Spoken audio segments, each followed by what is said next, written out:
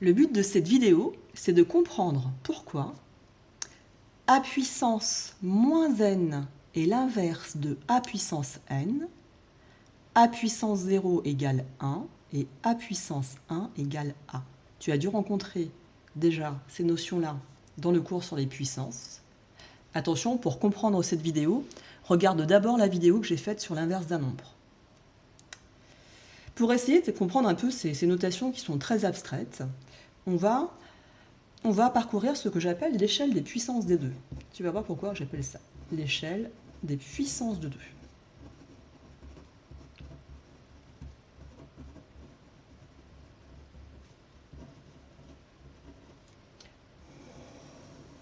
On va descendre l'échelle des puissances de 2. Je vais commencer par une puissance de 2 qui est 2 puissance 4. 2 puissance 4, alors là c'est facile, ça tu le sais, c'est 2 fois 2 fois 2 fois 2. L'exposant m'indique combien de fois apparaît le nombre 2, le facteur 2 dans la multiplication. 2 fois 2, 4, fois 2, 8, fois 2, 16. Je descends d'un cran. Je descends mon échelle et je vais aller à 2 puissance 3, 2 au cube.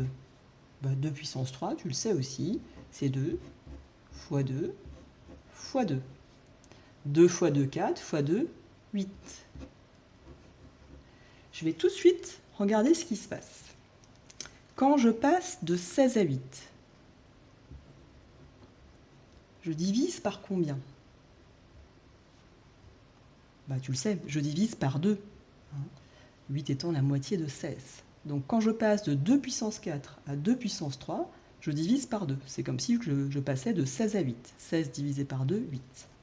Je continue à descendre mon échelle. 2 au carré, 2 puissance 2. C'est quoi? C'est 2 fois 2. 2 fois 2, 4. De nouveau, je constate que je divise par 2. 8 divisé par 2, ça fait 4. Je continue à descendre mon échelle. Tiens, je suis à 2 puissance 1.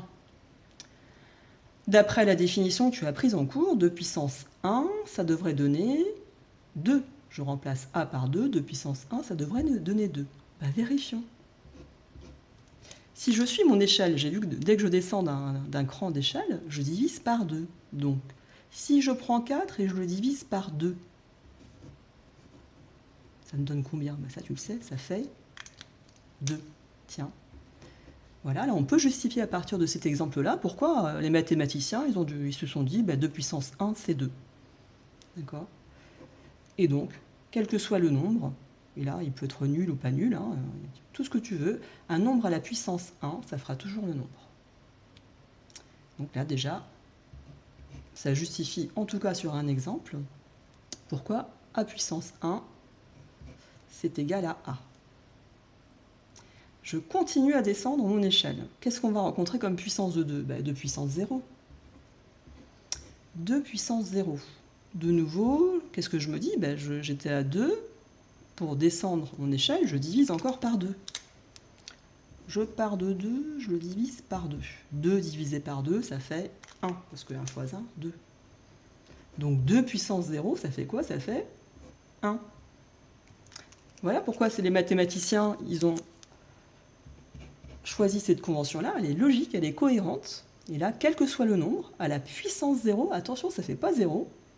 Il y a cette confusion souvent. Un nombre à la puissance 0, ça fait 1, quel que soit le nombre. Est-ce que j'ai le droit de descendre mon échelle des puissances de 2? Oui, je vais descendre. Alors, regarde là, au niveau des exposants, on est avec 4, 3, 2, 1, 0.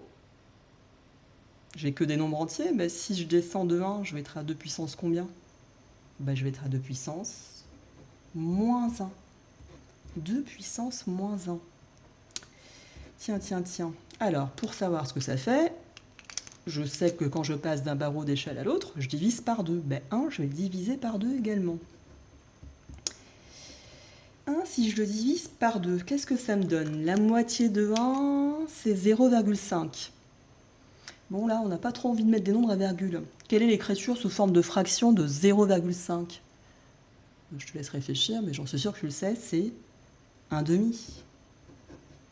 2 fois 0,5, ça fait 1. 2 fois 1 demi, ça fait aussi 1. Donc 2 puissance moins 1, c'est égal à 1 demi. 2, j'aimerais bien l'écrire sous forme de puissance, là, mon dénominateur. Ben 2, je viens de voir, regarde que c'est égal à 2 puissance 1. Donc 2 puissance moins 1, c'est 1 sur 2 puissance 1. Je continue, je descends mon échelle. J'étais à 2 puissance moins 1, je vais à 2 puissance moins 2. De la même façon, pour savoir ce que ça fait, il faut que je divise un demi par 2. 1 demi par 2. Bon, là, ça devient un peu plus compliqué. On peut faire quand même un petit schéma. Là, je suis à 0. Là, je suis à 1. 1 demi, j'étais à la moitié. D'accord? J'étais là. La moitié d'un demi, je suis là, c'est quoi? La moitié d'un demi. La moitié d'un demi, c'est 1 quart. D'accord? 1 quart, 2 quarts ou 1 demi, 3 quarts, 1 ou 4 quarts. Si tu préfères, pour vérifier avec les écritures en nombre à virgule, un demi c'est 0,5, la moitié d'un demi c'est 0,25. Et 0,25, ça c'est des choses que tu sais, c'est égal à 1 quart. Donc 1 demi divisé par 2, la moitié d'un demi, ça fait 1 quart. Donc 2 puissance moins 2, c'est égal à 1 quart. De la même façon, là j'ai envie de faire apparaître une puissance 4. 4, qu'est-ce que ça me fait? Alors, soit tu sais, soit tu regardes, on l'a écrit, on a rencontré 4. 4, en fait, c'est 2 au carré. C'est 2 fois 2, donc c'est 2 au carré.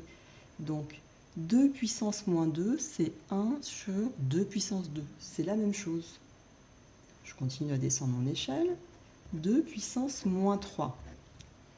De la même façon, je divise par 2. La moitié d'un quart. 1 quart divisé par 2, je suis là, la moitié d'un quart. La moitié d'un quart, ça veut dire que chaque part, là, je le redécoupe en deux. Tu vois que j'ai 8 parts. 1, 2, 3, 4, 5, 6, 7, 8. Donc c'est 1 huitième. La moitié d'un quart, c'est 1 huitième. Donc 2 puissance moins 3, ça fait 1 huitième. Alors 8, j'aimerais l'écrire sous forme de puissance de 2. Ah bah je regarde, j'ai la réponse là. 8, c'est rien d'autre que 2 au cube. Donc 2 puissance moins 3, je peux dire aussi que c'est égal à 1 sur 2 au cube. Dernière échelle, je descends jusqu'à 2 puissance moins 4. Alors j'aurais pu descendre plus bas et aller plus haut, hein, mais là j'étais parti de 2 puissance 4. Donc 2 puissance moins 4, qu'est-ce que je fais? Ben, de nouveau, tu t'en doutes, je prends 1 huitième et je le divise encore par 2. La moitié d'un huitième, je redécoupe mes parts là en deux. Alors si tu comptes, je ne vais pas tous les compter, mais la moitié d'un huitième, j'ai 1 16e. Parce que j'avais 8 parts, et chaque part coupée en deux, donc du coup j'ai des 16e. Donc 1 huitième divisé par 2, ça fait un 16e. Donc 2 puissance moins 4, c'est égal à un 16e. Et 16, ben je l'ai sous forme de puissance de 2. 16, je reviens au début, c'est 2 puissance 4. Donc c'est 1 sur 2 puissance 4. Ah, si tu observes bien là, toutes ces écritures-là, si tu as travaillé ton cours avant, ça va te rappeler quelque chose. Qu'est-ce qu'on a dit? Dans le cours, on a dit que a puissance moins n, c'est l'inverse de a puissance n. Ben oui, c'est l'inverse de a puissance n. L'inverse d'un nombre, c'est 1 sur le nombre. L'inverse de 2 puissance 4, c'est 1 sur 2 puissance 4. L'inverse de 2 puissance 3, c'est 1 sur 2 puissance 3. Sauf qu'on peut les écrire, les mathématiciens ont choisi, alors c'est pour des commodités de calcul, hein, c'est pas pour vous embêter, d'écrire avec un exposant négatif. Mais on le retrouve bien, l'inverse de 2 puissance 4 égale 1 sur 2 puissance 4, qu'on va écrire autrement. C'est simplement une autre écriture. On va l'écrire 2 puissance moins 4. L'inverse de 2 puissance 3, c'est 1 sur 2 puissance 3. On peut l'écrire aussi 2 puissance moins 3. D'accord? Donc, définition importante, qui est dans ton cours. Si A différent de 0, alors là tu dois t'en douter, on l'a vu dans la vidéo précédente, 0 c'est ce nombre qui n'est pas d'inverse. Qu'est-ce qu'on va dire? A puissance moins n, c'est l'inverse, donc est l'inverse de A puissance n.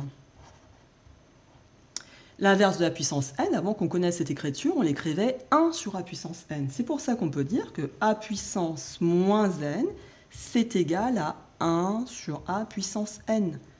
C'est la même chose, il y a le signe égal, d'accord? Donc que tu écrives sous la forme a puissance moins n ou que tu écrives 1 sur a puissance n, c'est le même nombre, d'accord? Sachant que a, bien sûr, il ne peut pas valoir 0, 0 n'a pas d'inverse. Alors, pourquoi c'est commode dans les calculs d'écrire a puissance moins n, et finalement pourquoi on s'est embêté à écrire avec un exposant négatif et qu'on n'a pas gardé 1 sur le nombre? Mais regarde, tu as dû voir aussi dans le cours sur les puissances, par exemple, je prends un exemple, quand j'ai 3 au carré fois 3 au cube.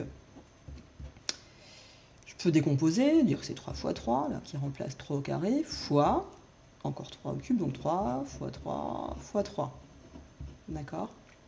Là, ça remplace 3 au carré, et là, ça remplace 3 au cube. Je compte les 3. 1, 2, 3, 4, 5. C'est 3 puissance 5. Donc c'est pour ça qu'on a vu dans le cours que quand on a ça, quand on a une multiplication avec des puissances d'un même nombre, là c'est le nombre 3, il suffit d'additionner les exposants.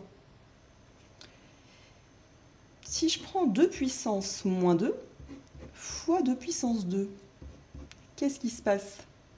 J'additionne les exposants, regarde, ça fait 2 puissance moins 2 plus 2. J'ai bien les puissances d'un même nombre. 2 puissance moins 2 plus 2, moins 2 plus 2, ça fait 0. Mais 2 puissance 0, ça fait, attention, on l'a vu au début de la vidéo, ça fait 1. Voilà la preuve, encore une autre preuve, c'est cohérent tout ça, que 2 puissance moins 2, c'est bien l'inverse de 2 puissance 2. Parce que quand on les multiplie, ces deux nombres, on a 1. Donc je peux dire 2 puissance moins 2 est l'inverse de 2 puissance 2, ou 2 puissance 2, au contraire, c'est l'inverse de 2 puissance moins 2. Ça marche dans les deux sens. D'accord? Des petits exemples de calcul. Allez, quelques exemples pour s'entraîner. Si je te demande de m'exprimer sous la forme d'un quotient, c'est-à-dire sous la forme d'une fraction, 2 puissance moins 3 sans exposant négatif. Alors, comment tu dois réfléchir? Tu te dis 2 puissance moins 3, c'est quoi? C'est l'inverse de 2 puissance 3. 2 puissance moins 3, regarde la définition, c'est l'inverse de 2 puissance 3. Tu vois, là, je suis dans le cas où a, il vaut 2 et n, il vaut 3. L'inverse de 2 puissance 3, l'inverse d'un nombre, c'est 1 sur le nombre. Donc 2 puissance moins 3, c'est égal à 1 sur 2 puissance 3. D'accord? Je peux le calculer, ce nombre-là. C'est 1 sur 2 fois 2 fois 2. Hop. Donc c'est 1 sur 2 fois 2, 4 fois 2, 8. Un nombre qui est positif. Alors là, j'en profite pour faire la remarque, c'est pas parce qu'il y a un moins au niveau de l'exposant que ton résultat il sera négatif. Attention, c'est juste une commodité d'écriture. Alors des fois, il pourra l'être. Tiens, par exemple, si je prends moins 2 à la puissance moins 3. Alors là, je reviens, je fais le même cheminement de ma tête. Moins 2 puissance moins 3, c'est quoi? C'est l'inverse de moins 2 à la puissance 3. Donc c'est 1 sur moins 2 à la puissance 3. L'inverse de moins 2 puissance 3, c'est 1 sur moins 2 puissance 3. Et là, je développe mon calcul. Je me dis moins 2 puissance 3, c'est moins 2 fois moins 2 fois moins 2. Donc c'est 1 sur quoi? Règle des signes, moins par moins, plus par moins, moins, ou 3 nombres négatifs. 3 c'est impair, ça fait un résultat qui est négatif. 2 fois 2, 4 fois 2, 8. Donc j'ai moins 8, le moins je vais le placer au niveau du numérateur, moins 1 huitième. Donc dans ce cas-là, comme j'ai un exposant qui est impair, tu remarqueras, il y a un nombre qui est négatif, j'aurai toujours un résultat là qui est négatif. D'accord? Alors que 2 puissance moins 3, c'est simplement un huitième. Et un huitième, c'est plus petit que 1, mais c'est positif. Ok? Donc, en bilan de cette vidéo, vraiment, la chose que tu dois retenir, même si je te conseille de la regarder plusieurs fois, parce que ce n'est pas des notions évidentes, l'inverse de a puissance n, c'est quoi? C'est 1 sur a puissance n. L'inverse d'un nombre, c'est 1 sur le nombre. Sauf que, on a décidé que a puissance moins n, on peut aussi l'écrire peut aussi l'écrire comment? Ben, on peut l'écrire comment? Ben, 1 sur a puissance n, c'est la même chose, en fait, c'est les mêmes nombres. Donc, ce qui est important, c'est cette formule-là. A puissance moins n, c'est la même chose que 1 sur a puissance n. Ça, c'est super important. Attention, bien sûr, a, il ne peut pas valoir 0. Voilà, donc entraîne-toi bien dans ton cours, dans les exercices, en regardant, bien sûr, les corrigés que j'ai pu donner. C'est terminé.